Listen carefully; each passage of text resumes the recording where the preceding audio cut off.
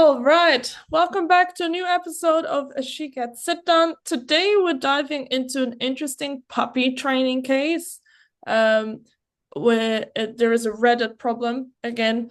I actually commented on it with some extra questions that haven't been answered yet at the time of recording, but I also said that we're gonna do this one as a podcast episode, so we'll see what the response is. We'll add the link to the description so eventually you guys can read everything. Because it is a little bit of an interesting case, I think. Be quite cool if they do reply, if we can get a follow-up as well, where we can Yeah, do. that would be cool for like our next episode or Hmm. something.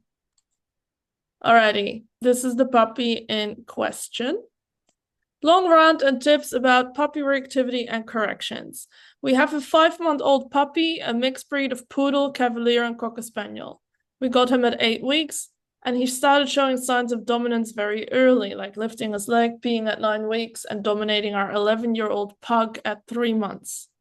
He's very trainable and listens to commands when in an environment he knows: sit, stay, middle, heel, and walking, as good as a puppy can, but he's very reactive as he lunges and barks at other dogs.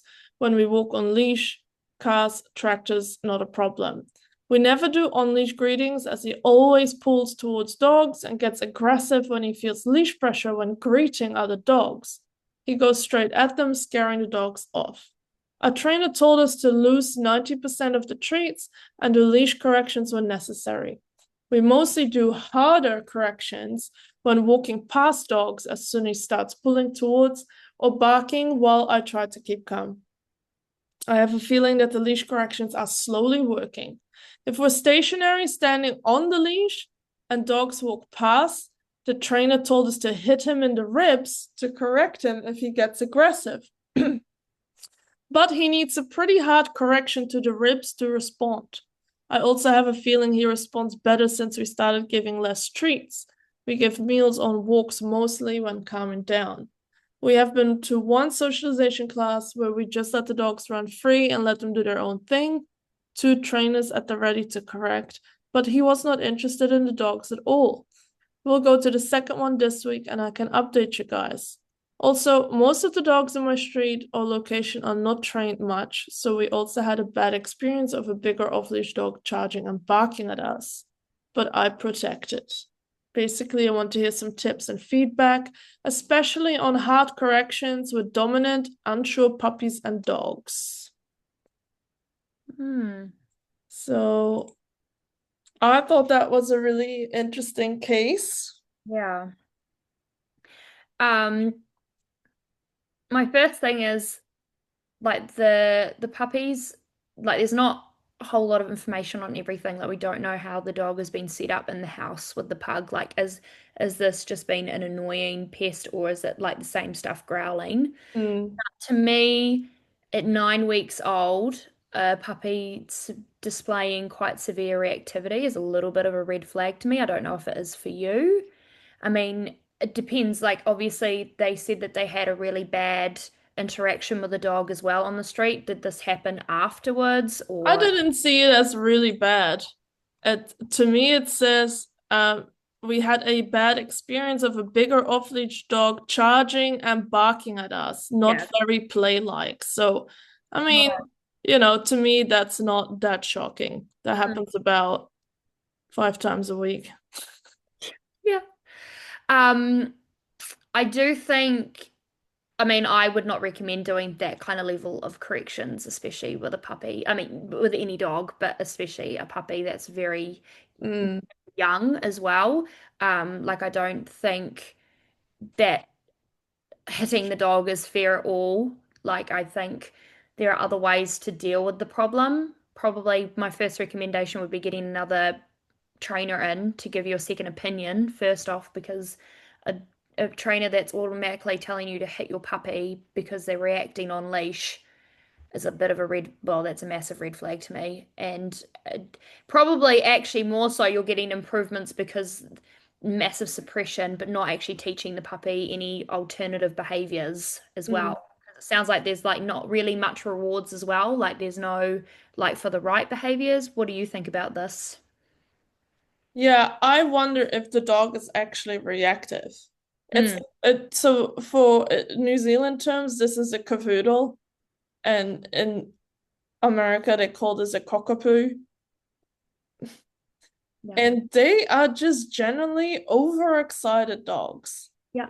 They like all the cavoodle pups I've worked with, and I've worked with a lot of them. They're all, I've got one now, Bear, that I still work with, and he is so loud, but he's so friendly. But Yeah. it's seen as aggressive and dominant behavior, but it isn't. It's just a dog that is frustrated either with the leash and I can't go and say hi, or unsure of, oh, I don't know about this dog.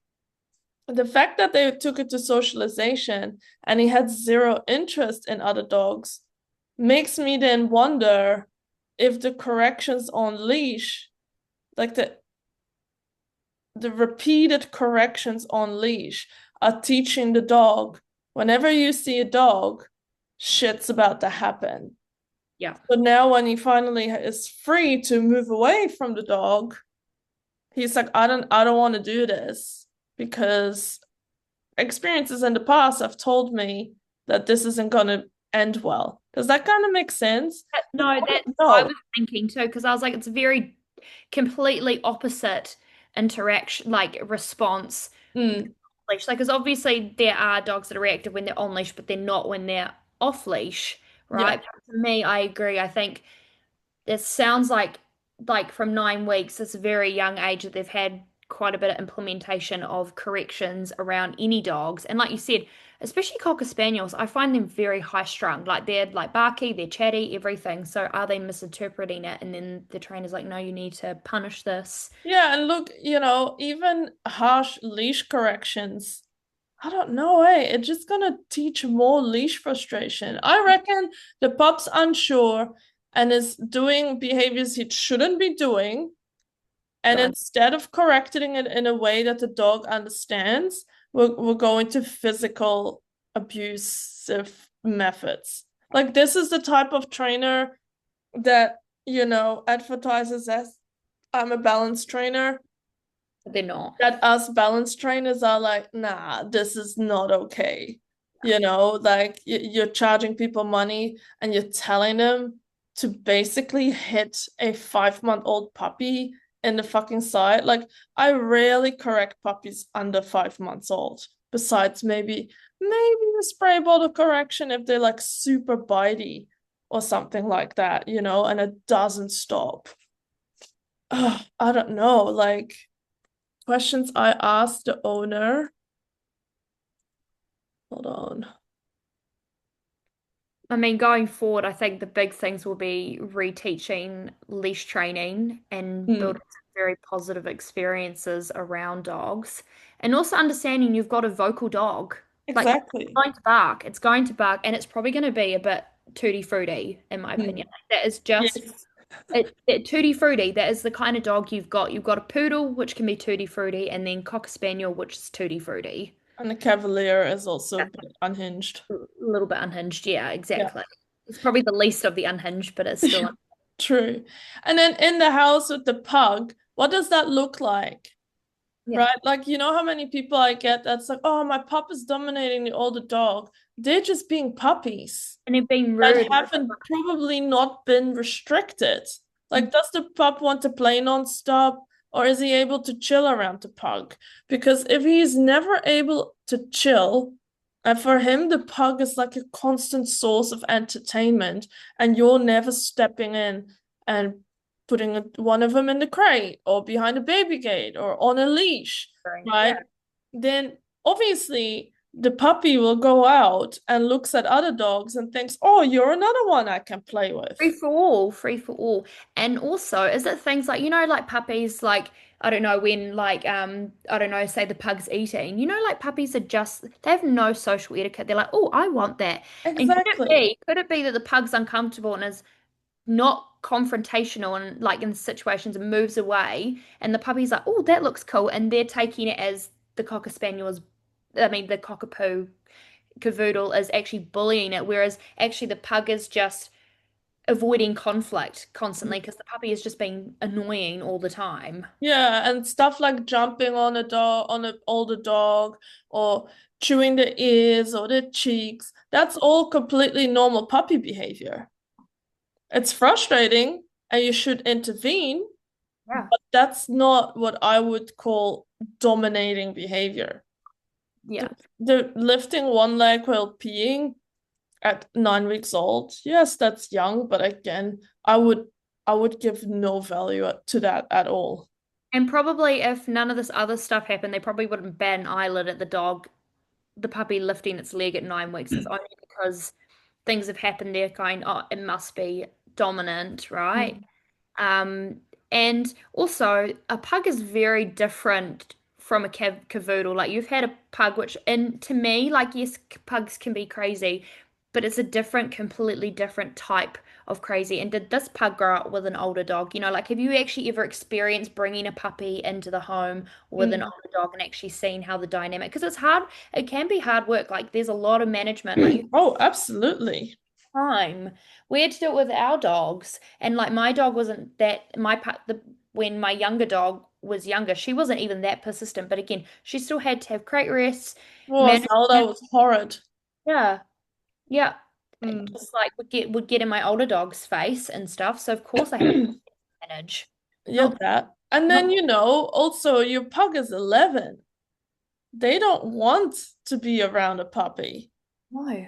Like, I'm always very, when people get a new dog, new puppy, and the dog is like 11 or 13, I'm like, oh my gosh, you should have just waited a bit Yeah, sounds longer terrible. This because, your dog. you just gave the 80-year-old a newborn. They don't want to fucking deal with this. Right. And that's probably why as well, like I said, probably the pug's just avoiding it because he's just like, I just can't be bothered. Like I'm like you said, like 80 years old. Like what 80-year-old is fighting off a toddler or something? That's it. And then I want to go back to the socialization class. Also important, how is that run? Mm. Obviously, we have no details for that. I know that the vets around here do a lot of puppy play, and it's fucking horrendous. Yeah, they're just in a room and they just run around and like Exactly. And that's kind of what she said, right? Was two trainers ready to correct, but it was kind of just let them do whatever. Like, I don't run my socialization class like that. I have dogs on a leash first, and then, just like we did in that seminar, you unclip one dog at a time, you stand up for dogs, you advocate if some get too boisterous. And if that was only the first time, and I don't know, there was 10 other puppies there, your pup was probably intimidated.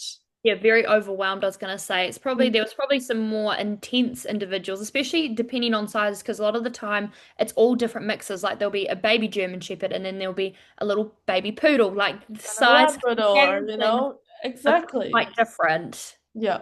So it could So, be now that you've set up, well, on leash, I get lots of corrections, but then I'm in this massive group with a whole group of dogs and it's very overwhelming. hmm.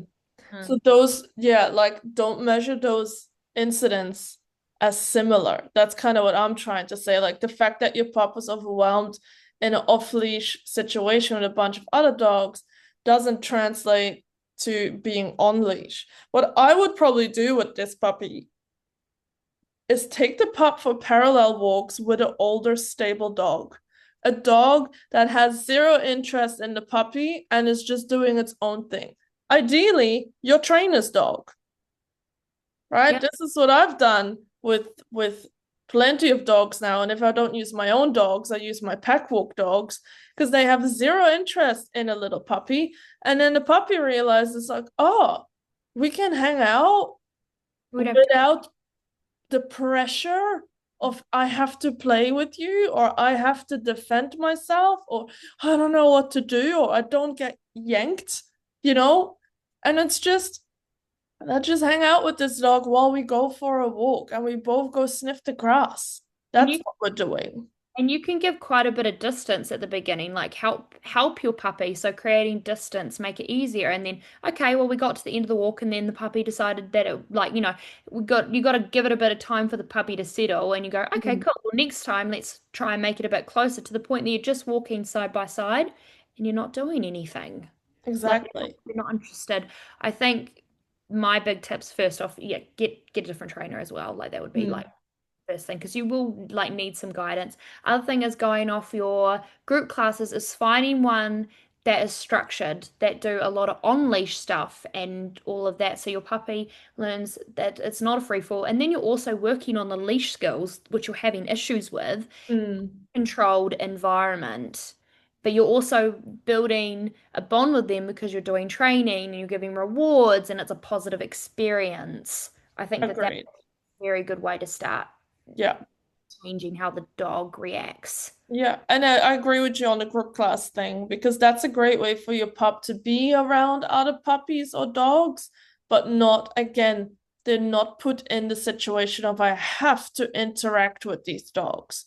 They have to learn, oh, cool, there's a dog and it doesn't impact me. Mhm. If you do want to use a correction, you need to find a correction that actually works, Yeah. Because right? it's like Because you're nagging the dog at this point. exactly. And that is this like okay, you're hitting the dog in the ribs. How often are you doing that? I will never suggest that.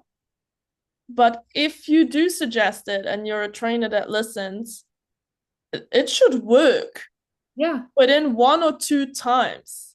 If you do not see the behavior change in that time, stop that correction. It's not fucking working. Hmm. Right? And I have a feeling that this person is having to do that at least a few times every walk. And also, if you are jumping to such an extreme correction, it will get harder to use smaller Softer corrections ones. because the puppy has just learned to deal with an extreme level of discomfort that it's Mm, like, well, these other corrections mean nothing. nothing to me. Oh, Um, and actually, that brings me as well to what I always preach and always do, and that's impulse control. How much work have you done on impulse control? mm, Can your dog manage their impulses around food?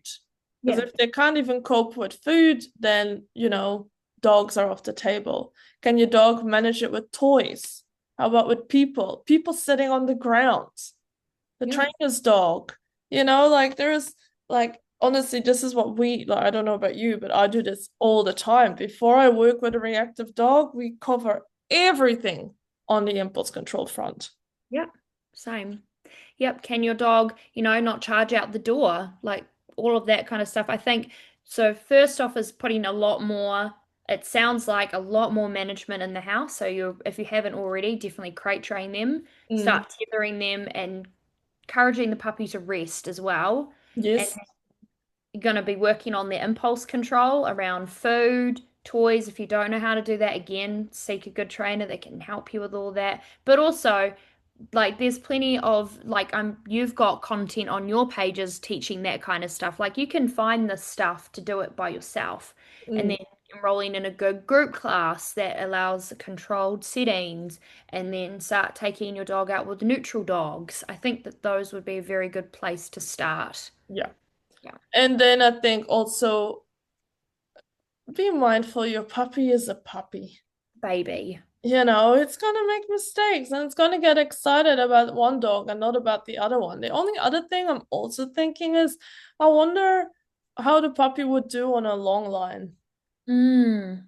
Just based off what she said for the socialization session, that Yeah. the dog wasn't interested. Like if the dog is unsure, and again, you need to practice this with actual dogs that you set up, not just a random dog that you come across on a walk. It's like, what does your puppy do when there is no tension on the lead and they have 5 or 8 meters? Will they still charge the dog or will they walk backwards? Exactly. Yeah. That'll be interesting because once you have that answer, you kind of know more about, oh, my dog wants to just go say hi, or my dog is insecure and went onto defensive.